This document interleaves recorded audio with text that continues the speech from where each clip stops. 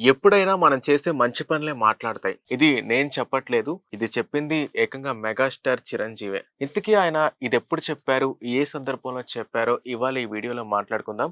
ఈ వీడియోని స్కిప్ చేయకుండా చూడండి. సో రీసెంట్‌గా ఫినిక్స్ ఫౌండేషన్ భాగస్వామ్యంతో ఈ బ్లడ్ డొనేషన్ డ్రైవ్ ఒకటి కండక్ట్ చేశారు. సో దానికి చీఫ్ గెస్ట్‌లుగా చిరంజీవి ఇంకా తేజ సజ్జా. సో వీరిద్దరూ అటెండ్ అయ్యారు. సో ఈ సందర్భంలో ఆయన కొన్ని విషయాలు షేర్ చేసుకున్నారనమాట జనాలతో. అంటే ఆయన ప్రధానంగా దేని గురించి చెప్పారంటే, అంటే ఆయన ఒప్పుకున్నారు. ఈ మధ్య కాలంలో నా మీద సోషల్ మీడియాలో చాలా ట్రోలింగ్స్ వస్తున్నాయి. కాకపోతే నేను దేనికి స్పందించను. ఎందుకంటే గతంలో కానీ, ఇప్పుడు కానీ నేను చేసిన మంచి పనులే మాట్లాడతాయి అని ఆయన చాలా కాన్ఫిడెంట్‌గా చెప్పారు. సో ఆయన ఇంకో విషయం కూడా షేర్ చేసుకున్నారనమాట. సో ఆయన రాజకీయాలకి చాలా దూరంగా ఉన్నారు ఎప్పటినుంచో. కొన్ని సంవత్సరాలవుతుంది ఆయన రాజకీయాలకి దూరమయ్యి. రీసెంట్‌గా ఒక పొలిటికల్ లీడర్ ఆయన చిరంజీవి మీద విపరీతమైన నెగెటివ్ కామెంట్స్ చేసినప్పుడు సో, ఆ ప్రాంతంలో ఉండే ఒక మహిళ ఆవిడ స్పందించి ఆ పొలిటికల్ లీడర్ మీద రివర్స్ అయిందావిడ. ఎందుకంటే చిరంజీవి స్టార్ట్ చేసిన ఈ చిరంజీవి బ్లడ్ బ్యాంక్ వల్లే తన బిడ్డ బ్రతికిందని ఆవిడ చాలా సంతోషం వ్యక్తం చేసి రివర్స్‌లో ఆ పొలిటికల్ లీడర్‌నే ఆవిడ తిట్టారు. సో, అది చూసిన చిరంజీవి ఆయన చాలా హర్షం వ్యక్తం చేశారు. ఎందుకంటే ఆయనకి ఎవరికైనా వాళ్ళు చేసిన మంచి గురించి ఎవరైనా చెప్తుంటే కొన్ని సంవత్సరాల తర్వాత కూడా చాలా సంతోషంగా అనిపిస్తుంది. సో, ఇది కదా నాకు దక్కాల్సింది. ఇది కదా నాకు రావాల్సింది అని ఎవరికైనా అనిపిస్తుంది. సేమ్ అలానే ఆయనకి కూడా ఇది అనిపించింది. సో, ఇంత నెగటివిటీ మధ్యలో కూడా ఆయన ఒక పాజిటివిటీని తీసుకొని ఆయనలో ఒక పాజిటివిటీని స్ప్రెడ్ చేస్తున్నారు. అయితే ఆ మహిళ ఎవరైతే ఉన్నారో సో, ఆవిడ ప్రధానంగా తన కూతురు కేవలం చిరంజీవి బ్లడ్ బ్యాంక్ వల్లే తన కూతురు మళ్ళీ బ్రతికిందని ఆవిడ చెప్పడంతో ఆయన చాలా సంతోషపడ్డారు. ఈ విషయాన్ని ఆయన స్పీచ్ ద్వారా చెప్పారనమాట. సో, ఇంకొక విషయం ఏంటంటే ఆయన అసలు ఈ బ్లడ్ బ్యాంక్ పెట్టడానికి ఇన్‌స్పిరేషన్ ఏంటి?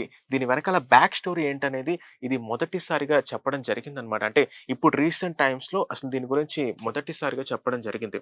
అయితే గతంలో బ్లడ్ బ్యాంక్ పెట్టకముందే ఆయన ఒక జర్నలిస్ట్ రాసిన ఆర్టికల్ చదివారు. ఈ బ్లడ్ డొనేషన్ గురించి రాసిన ఆర్టికల్ చదివిన తర్వాత ఆయన్ని చాలా ఇన్‌స్పైర్ చేసింది. ఆ ఇన్‌స్పైర్ చేసిన తర్వాత వెంటనే చిరంజీవి బ్లడ్ బ్యాంక్ ఆయన స్టార్ట్ చేయడం జరిగింది. అంటే ఆయన ఒకటే చెప్పారు. ఆయన చెప్తే అభిమానులు ఎవరైనా వచ్చి బ్లడ్ డొనేట్ చేస్తారు. ఒక అభిమానులు ఎంతైనా అంటే విపరీతమైన ప్రేమ చూపిస్తారు. అంటే ఆయన సినిమా రిలీజ్ అవ్వంగానే కటౌట్‌లు పెడతారు. సో, ప్రతి థియేటర్‌లో 100 డేస్, 200 డేస్ ఆడతారు. అంతకన్నా ఎక్కువ రోజులు ఆడిన సినిమాలు కూడా ఉన్నాయి ఆయనయి. సో, రికార్డుల గురించి మనం ఎంత మాట్లాడుకున్నా తక్కువే. ఎందుకంటే ఆయన రికార్డులనేవి నెక్స్ట్ లెవెల్. ఈ జనరేషన్ కాదు నెక్స్ట్ జనరేషన్ కూడా ఆయన రికార్డుల గురించి మాట్లాడుకుంటారు.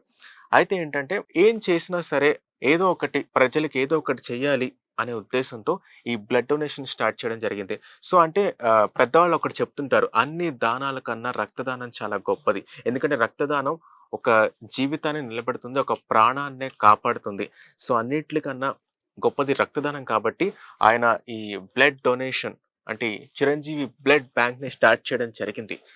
సో, ఇంతకీ ఆయన చెప్పడం ఏంటంటే, ఆ జర్నలిస్ట్ ఎవరో నిజంగా నాకు తెలీదు కానీ, ఆయన స్టార్ట్ చేసిన ఇన్‌స్పిరేషనే అంటే ఆయన ఇచ్చిన ఇన్‌స్పిరేషనే ఈ చిరంజీవి బ్లడ్ బ్యాంక్. ఇవాళున్న ఈ చిరంజీవి బ్లడ్ బ్యాంక్ అదంతా ఆయన ఇన్‌స్పిరేషనే అని ఆయన స్పీచ్ ద్వారా చెప్పడం జరిగింది.